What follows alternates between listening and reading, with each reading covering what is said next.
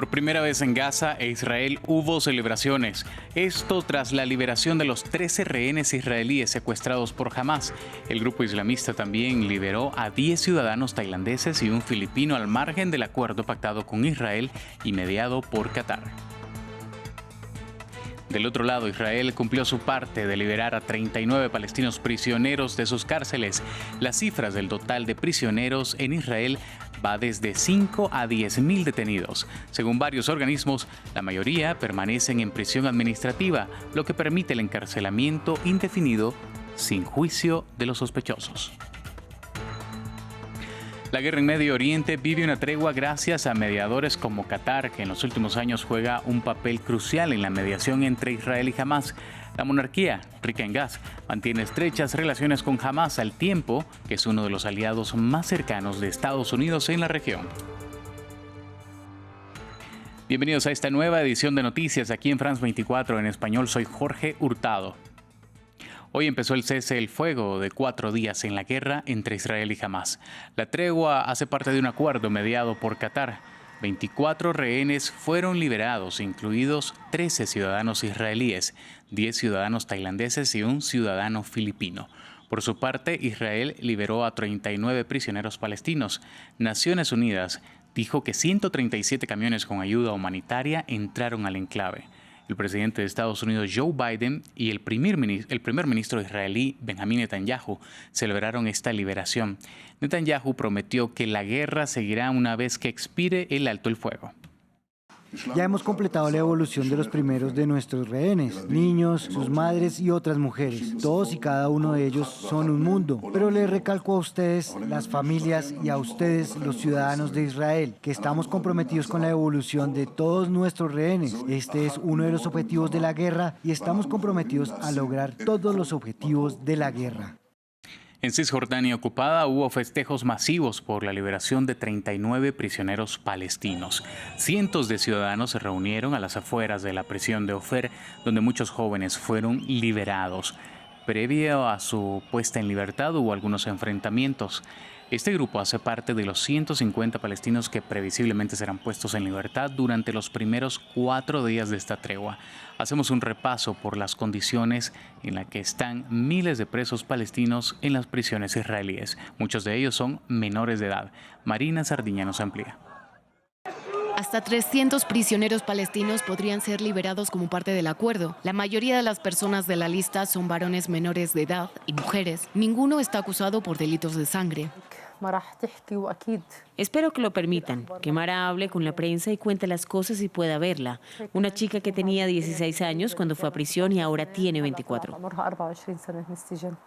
Según la ONG Hamok, el servicio penitenciario israelí mantiene retenidos a al menos 6.704 palestinos, unos 3.000 bajo la detención administrativa, sin conocer los cargos en su contra y sin un proceso legal en curso. Más de 300 son menores de edad. Israel permite el juicio a menores en tribunales militares. Un reciente informe de Save the Children reveló la violencia y abusos contra niños palestinos en las cárceles.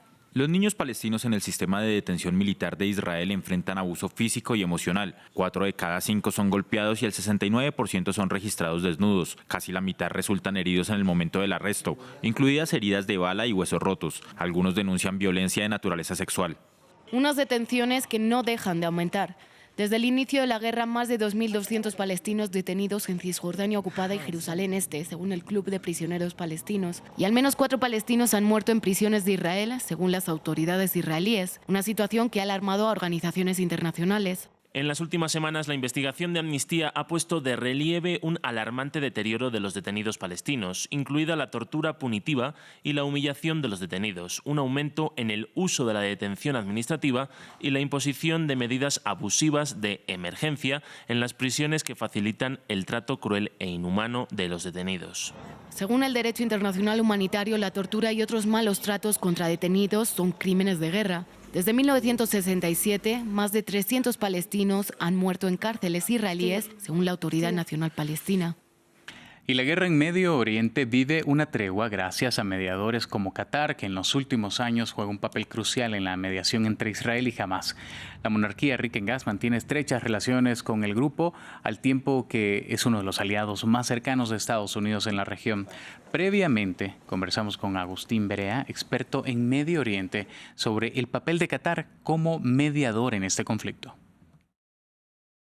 Qatar ha seguido una política de proyección de poder suave bastante exitosa, empezando con la creación de su canal Al Jazeera, que fue, creo que el primero en Medio Oriente que tuvo esta exposición.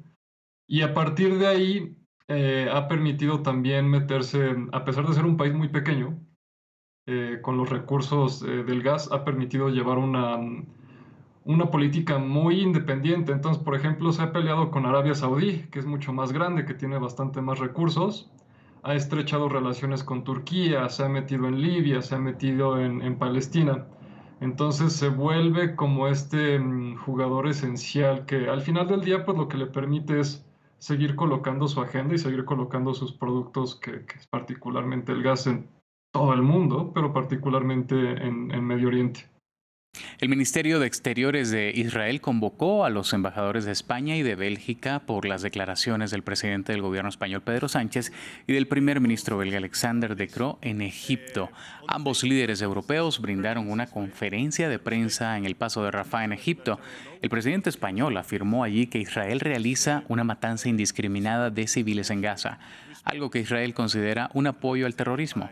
Tras esto, Israel llamó a consultas a la embajadora española para mantener una dura conversación de reprimenda a raíz de lo que considera falsas afirmaciones del presidente del gobierno español. Una respuesta que fue rechazada por el ministro de Relaciones Exteriores de España. Las acusaciones del gobierno de Israel hacia el presidente del gobierno y el primer ministro belga son totalmente falsas e inaceptables. Las rechazamos tajantemente. Desde el Ministerio de Asuntos Exteriores estamos analizando la respuesta oportuna que vamos a dar y habrá una respuesta a esas acusaciones falsas, fuera de lugar e inaceptables. Y ahora vamos con información sobre la guerra en Ucrania.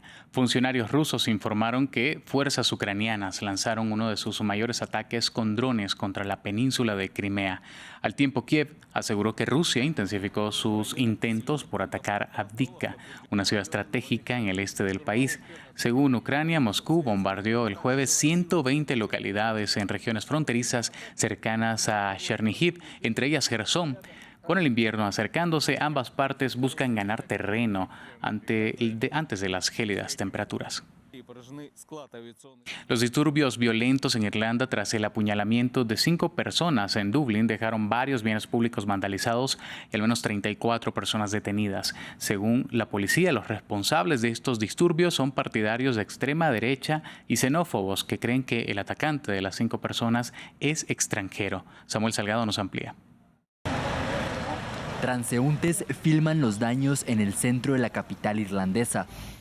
Tranvía, autos y edificios en Dublín fueron vandalizados y convertidos en cenizas por agitadores de extrema derecha y fanáticos al fútbol, según las autoridades. Un nivel de violencia condenado por todos los partidos políticos e inédito en la historia reciente de la ciudad, declaró el comisario de la policía irlandesa. Lo que vimos anoche fue un brote extraordinario de violencia y tenemos que responder en consecuencia de forma gradual. Estas son escenas que no hemos visto en décadas. La policía arrestó a 34 personas durante la noche de los disturbios y ante las críticas por la demora en la respuesta policial, el comisario respondió: No se trata de falta de personal. Todos los miembros de la Garda reaccionaron. Todo el personal estuvo a la altura. Los disturbios incitados por la extrema derecha comenzaron en el lugar del apuñalamiento que hirió a 5 personas en la tarde del jueves, entre ellas una niña que se encuentra en estado crítico. Si bien la policía no ha revelado la identidad del atacante, los manifestantes especularon que se trató de un extranjero y gritaron consignas xenófobas. El primer ministro irlandés repudió los disturbios. Estos criminales no hicieron lo que hicieron porque aman Irlanda, no hicieron lo que hicieron porque querían proteger al pueblo irlandés. No lo hicieron por ningún sentido de patriotismo, lo hicieron porque están llenos de odio, aman la violencia y aman causar dolor a los demás. Los agitadores también saquearon tiendas horas antes del Black Friday. En Ámsterdam, miles de personas protestaron tras la victoria electoral del populista de extrema derecha Geert Wilders. El Partido de la Libertad de Wilders consiguió 37 escaños de 150. Las organizaciones musulmanas se mostraron preocupadas por el trato que recibirían bajo un posible gobierno de Wilders, mientras que los grupos ambientalistas como Greenpeace temen por las políticas medioambientales. El ganador deberá convencer al menos a 2 o 3 partidos para que se le unan y así poder formar gobierno. Así que parece que esto va en contra de todo lo que defendemos y yo personalmente lo apoyo.